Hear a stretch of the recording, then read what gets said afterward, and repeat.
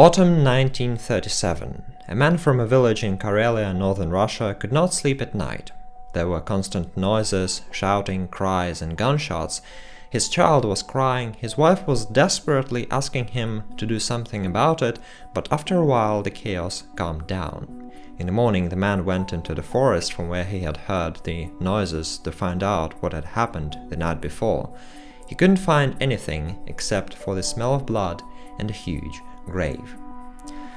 He wouldn't know that what had happened was part of one of the biggest crimes ever committed by mankind, the Great Purge, during which hundreds of thousands of people were executed by the Soviet government. A large part of those executed were Ukrainian intellectuals, writers, directors, actors, and scientists. These people came to be known in Ukraine as the executed Renaissance, a generation that created unprecedented growth in the development of art, literature, and cinema. This was a generation that had quite a lot to tell the world because they were essentially the first people who experienced modern totalitarianism, the result of which was a huge number of works that reflect on that experience, each in their own manner. Sometimes they were ignoring it, sometimes welcoming it, sometimes laughing at it, and sometimes even overtly fighting it. But before I talk about all that, let's take a step back and see the Middle Ages that were awaiting their own Renaissance.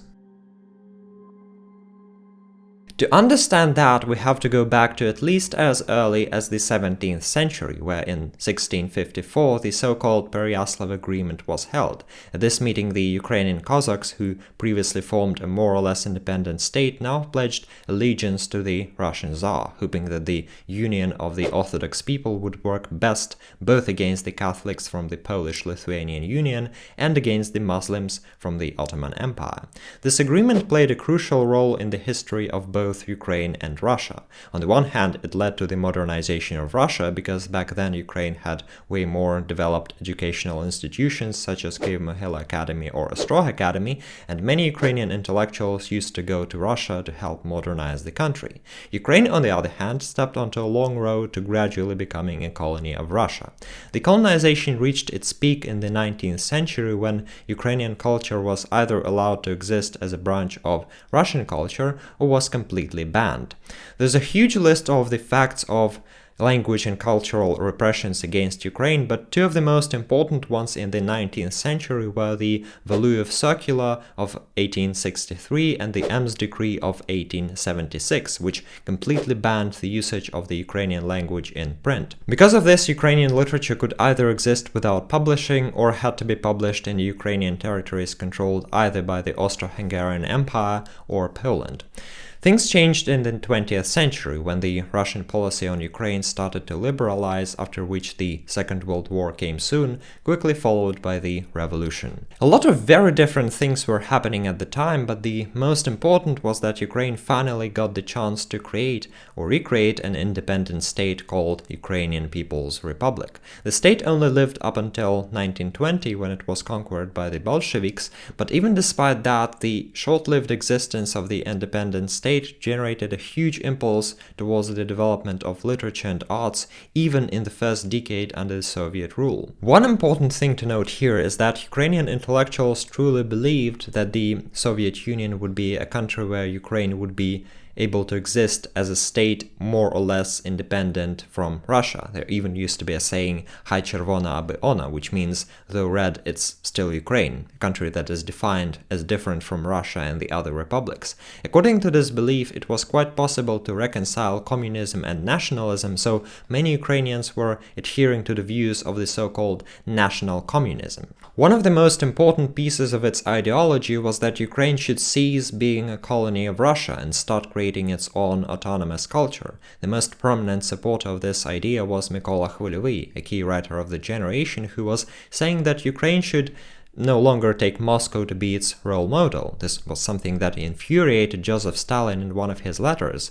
While the Western European proletarians look with admiration at the banner flying in Moscow, the Ukrainian communist Khvylyovy has nothing else to say in favor of Moscow than to urge the Ukrainian figures to flee from Moscow as soon as possible, and this is called internationalism. This kind of nationalism would later trigger a lot of repressions, but as of now, in the 1920s, this nationalist impulse forced Soviet Russia to accept Ukraine as an important player of the newly created Soviet Union and triggered the introduction of the policy of Ukrainization, which meant that Ukrainian was to become the official language of the Ukrainian SSR. This created an unprecedented flourishing of literature and theater, and much of it had to do with modernization and a radical break with the past. Ukrainian modernism of the 1920s was all about breaking with the past. On the one hand, the communist ideology postulated itself as a radical opposition to any traditional ideology that had existed before it. It was rejecting both any religious heritage as well as the cultural legacy of the bourgeoisie. On the other hand, the avant-garde, that is the radical modernist movement in art and literature, was itself postulating to be turning culture upside down. A notable avant-garde movement of futurism was inspired by the technological advancements of the age, the trains, the planes, the trams, often trying to represent the ever-increasing speed of the contemporary world, where the past is just not able to catch up with the present. Filippo Tommaso Marinetti, the Italian futurist, stated in his Manifesto of Futurism that "We are on the extreme promontory of the centuries. What is the use of looking behind at the moment when we must open the mysterious shutters of the impossible? Time and space died yesterday. We are already living in the absolute, since we have already created eternal omnipresent speed." The futurist movement was also very much developed in Ukrainian literature, even before the socialist revolution. Mikhail Semko's key representative was stating that before the socialist revolution broke out, there was an analogous revolution in art, that is futurism. Semenko was trying to reject the heritage of the 19th century literature and create his own means of artistic expression. He was notably playing around a lot with visual poetry and with deconstructing the Ukrainian language itself. He was trying his best to become a poet of the whole world that was not tied to the local tradition of Ukrainian writing, having notably written these lines: "To hell with Kiev and the relatives, the Martians must know about Semenko." This was his own way of breaking with the past, with the tradition, but similar ideas were expressed even by the poets that were very far from futurism. Pavlo Tychyna, perhaps the most important poet of the time, wrote this: "What is it burning? A museum, an archive? Let's add some wood and set it bright." In this case, he meant it mostly ironically, but nonetheless he caught a very important aspect of the spirit of the age, which was willing to radically discard all the heritage of the previous ages. However, not everyone agreed with the ability to discard it all that easily. As time went into the late 20s, writers started to realize that however much the communist ideologists were willing to deny the tradition would always catch up with them. One of the best illustrations of this was given by the most outstanding playwright of the 20s, Mykola Kulish, in his comedy play The People's Prophet. It tells us about the man Malachi, a kind of Soviet Don Quixote who has read a great many volumes by Karl Marx and Vladimir Lenin and is inspired to change society for the better. But as the play goes on, we gradually start to realize that Malachi is essentially trying to build a new kind of religion, but without saying that it's a religion. He goes on a pilgrimage to Kharkiv, back then the capital of Ukraine. He tries to get some followers and almost wishes to become the new Christ for the new socialist world. It's essentially a dialogue with Nietzsche's proclamation that God is dead, because if God is dead, then why wouldn't a person like Malachi take God's role? And if he does that, then why wouldn't he have the right to impose his will on others?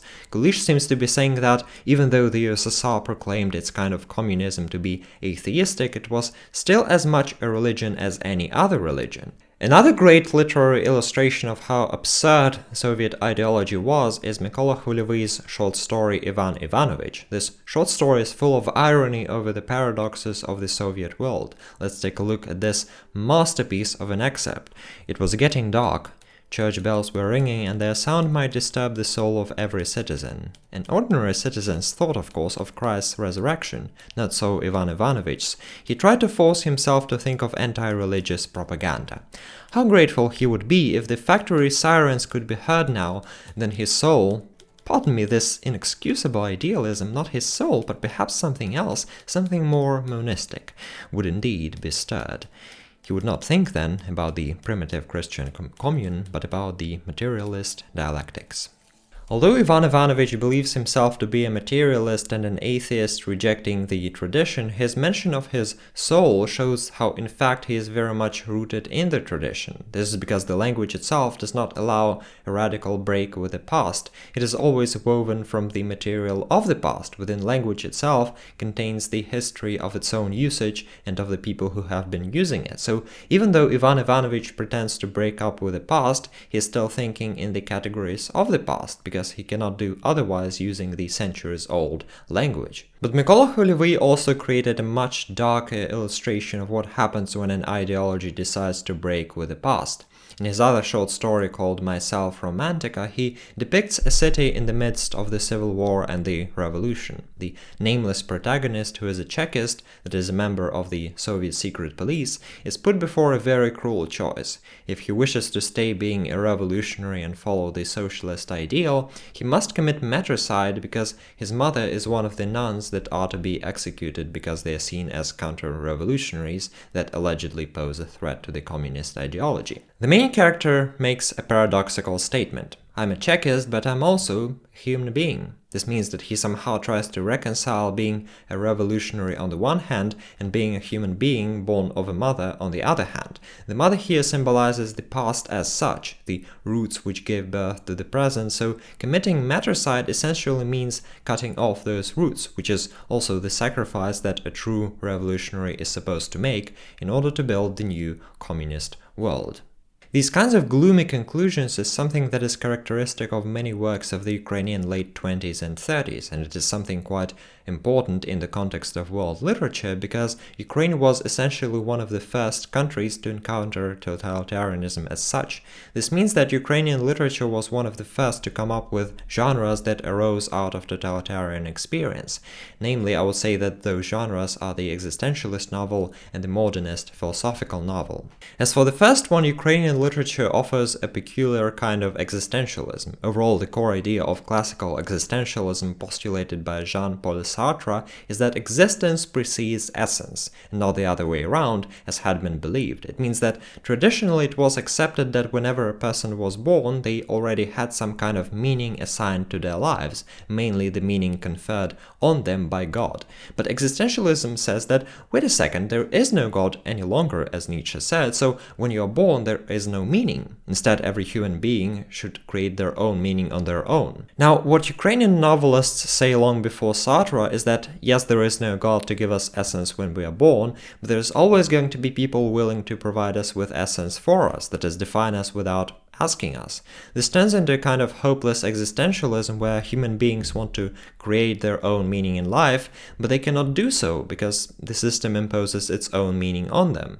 It seems like the only way out of this situation was proposed by Viktor Domontovich, perhaps the most prominent author of Ukrainian philosophical fiction. In his novel On Shaky Ground, he speaks about a special kind of people called intellectual vagabonds, that is, people who understand that they wouldn't be able to sincerely reflect on the present in their works, because in that case they would be repressed by the system.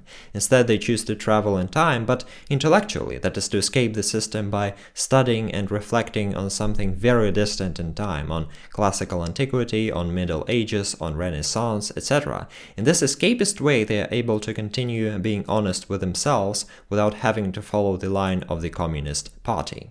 This novel is also very interesting in how it notices the peculiarities of totalitarian thinking. One of those peculiarities is that the people who adhere to the communist ideology often think in terms of binary opposites. There's either black or white, there's no way for anything to exist in between. This is how the narrator describes one of the die-hard communists in the novel.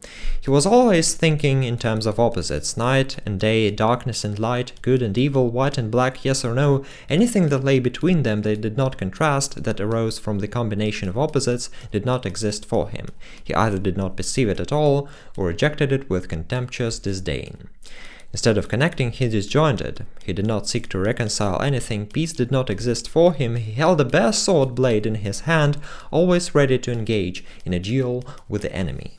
This seems to be a great explanation for many of the crimes committed by the Soviet Union. Even if we look at the purges of the Stalinist USSR, we will see that many of the people who were executed had not been against communism or even against the USSR as a whole. Most of them were actually helping to build the country itself, but because their views didn't fall into the views of the ideal Soviet citizens, partly because of what I mentioned in terms of nationalism, they were eventually blamed, trialed, and executed. The Soviet system, as Domontovich shows, just couldn't comprehend a different kind of view on how the country could operate. I could speak a lot more about the executed Renaissance because it was essentially one of the peak moments of Ukrainian culture that gave birth to amazing works of art. There were philosophical novels, impressionist short stories, avant-garde poetry, and modernist drama. And I will make more videos about all that in the future, but for this video I'd like to stress that even though this Renaissance was executed, it's not defined by being executed. What's much more important is that it was a Renaissance that truly happened and brought a great many insights into the darker side of human nature, the insights which we may all get to know and reflect upon. I highly recommend all of the works that I have mentioned in this video, and you can actually find the links to read or buy any of them in the description below. Thank you for your attention, it was the Mimesis, and see you next time.